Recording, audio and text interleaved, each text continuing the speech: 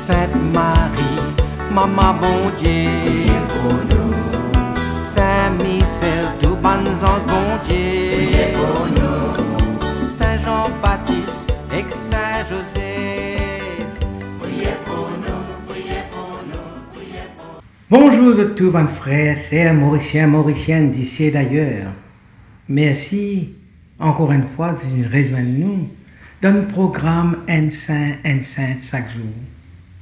Dans ce programme-là, nous avons l'occasion de faire un peu connaissance avec Ban Saint, qui l'Église invite nous pour célébrer chaque jour, et aussi nous vous demandons de prier pour nous et intercéder pour nos familles. Jeudi 14 août, l'Église invite nous pour célébrer mémoire Saint Maximilien Marie Kolbe. Saint Maximilien Kolbe, le patron d'un prisonnier politique, d'un journaliste, d'un communicateur catholique, d'une famille, d'un toxicomane. Et nous profiter pour saluer Maximilien, Kolbe, Maximilien, Marie Kolbe, Maximile. Juillet 1941, Auschwitz, camp de concentration, un prisonnier l'y sauvé depuis bloc 14.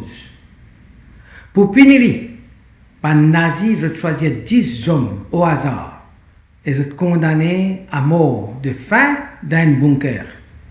Parmi ces 10-là, il y en a un qui s'appelle Francis. Je ne peux pas dire ce nom en polonais parce qu'il n'est pas capable de prononcer comme bizarre. Et il avait pleuré, il désespéré, il désemparé. Et il avait crié « Mon femme, mon bons enfants. Mon femme, mon bons enfants. » À ce moment-là, il y a un autre bouc qui avançait très calmement et lui dit « Moi, un prêtre catholique, mon envie mort à la place de cet homme. » Ce prêtre-là, c'est Maximilien Kolbe. Ce geste fin sauve la vie. Il fin mort après 2 semaines sans nourriture et finalement, je fin fait une piqûre, une injection mortelle de phénol pour lui capable de mourir une fois. Ce geste d'amour ultime-là fait lui une image, une icône de la charité héroïque. Né en 1894 en Pologne, Maximilien grandit dans une Pologne sous domination russe et puis il est témoin des 2 guerres mondiales. Il peut vivre dans l'époque quand l'athéisme peut monter, comment dire ça la mort bon Dieu là, une tire bon Dieu dans la vie du monde ne plus croire dans bon Dieu, sa tendance de l'athéisme peut monter, le marxisme peut monter, le nazisme peut monter, et en même temps, il veut vivre dans l'époque de la Shoah, là, quand les juifs peut perdre la vie dans un camp de concentration, comme Auschwitz. Il est un missionnaire au Japon, et il fonde un couvent à Nagasaki. Il fut martyrisé dans un camp de concentration, comment nous dire, à Auschwitz, et il est mort en 1941. À l'âge de 12 ans, après une bêtise qu'il fit faire, son maman fit en colère contre lui. Il fit prier la Vierge Marie et il fit recevoir une vision mystique. La Vierge fit donner 2 couronnes. Une couronne blanche qui signifiait la pureté et une couronne rouge qui signifiait le martyr. Et il peut choisir tous les 2. Ordonné prêtre franciscain en 1918, il fonde en 1917 la milice de l'Immaculée pour convertir le monde par Marie. Il comprend que la puissance du média est bien fort. Il comprend ça. Et il fonde un journal catholique qui tire par millions d'exemplaires. Et ce journal-là s'appelle Le Chevalier de l'Immaculée. Et en même temps, il crée une station radio. En 1927, il fonde la Cité de l'Immaculée, comment dire, une espèce de la ville couvent, contenant à peu près 700 frères qui y vivre. À l'époque, c'était un des plus grands couvents, villes au monde. En Pologne, qui est occupée par les nazis, l'île cachait plus que 2000 juifs et ban réfugiés dans ce couvent. Ban arrêté en 1941 et ils ont envoyé dans le camp de concentration à Auschwitz. Même là, affaiblis, les réconfortés, les confessent et les prient pour ban prisonniers avec ban prisonniers et les partagent même ce petit pain, ce petit bout de ration qu'ils gagnaient, les partagent ça avec ban prisonniers. Le 14 août 1941, après des semaines de torture et de famine dans le bunker, ban nazi, ban SS, ils ont venu constater que Maximilien est encore toujours vivant et il encore peut prier à genoux. Alors ils ont fini par une injection fatale et il est mort dans la paix en regardant le ciel.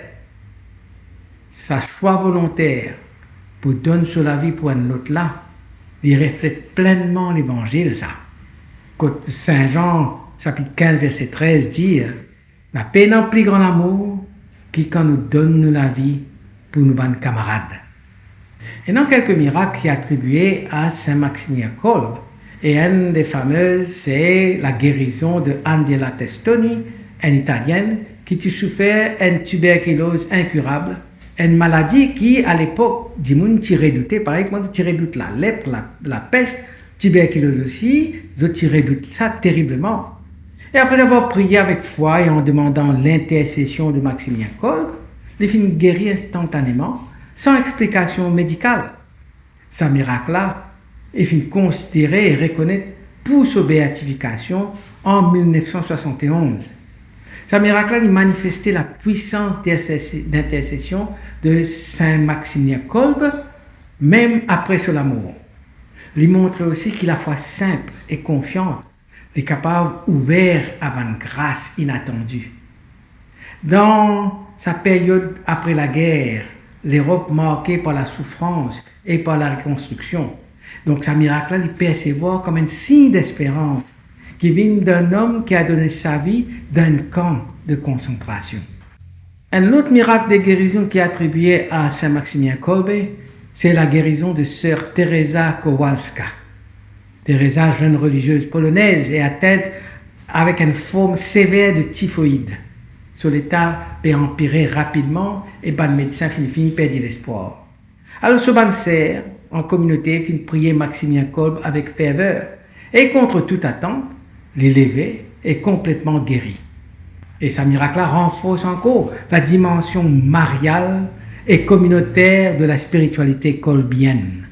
La prière collective, l'amour fraternel et la confiance en Marie, c'est ça qui nous trouvait à travers ces miracles-là. Ce cas-là, ça a aussi fait une retenir pour sa canonisation cette fois-ci, en 1982, elle est confirmée que sa sainteté aux yeux de l'Église universelle est une sainteté réelle. Saint Maximilien Kolbe, il y a une figure prophétique et profondément actuelle pour nous la vie aujourd'hui, pour nous l'Église aujourd'hui, pour nous cheminement spirituel aujourd'hui, notamment dans le contexte violence, dans le contexte média. Là, nous avons la foi qui est incarnée. Face à la haine et à la violence, il a offert sur la vie pour un autre prisonnier à Auschwitz. Il incarne ainsi la charité jusqu'au bout et que la charité est plus forte que la mort. Au sujet du média, les fondateurs de la milice de l'Immaculée et un centre d'édition catholique. Les qui croient que le média capable vient un outil d'évangélisation et c'est un outil qui nous vient, comme dit, élever, non pas manipuler. Ce geste héroïque l'interpelle chacun aujourd'hui. Il interpelle nous dans nos courage et il interpelle nous dans nos dons de nous-mêmes. Et nous pose la question, qui a fait mon pareil pour sacrifier pour les autres? Saint Maximilien Kolbe, il y a un modèle de miséricorde et de l'amour pour Marie, un amour marial. Les tiens vivent une dévotion totale à la Vierge Marie, qu'il appelle affectueusement l'Immaculée. Son message central, c'est quoi?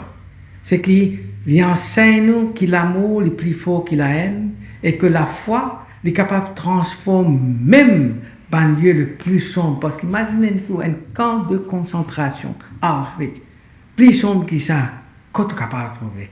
Donc, nous enseignons que la foi, capable de transformer même nous dans l'endroit le plus sombre, le plus ténébreux. Devise qui résume sur la vie, c'est ça.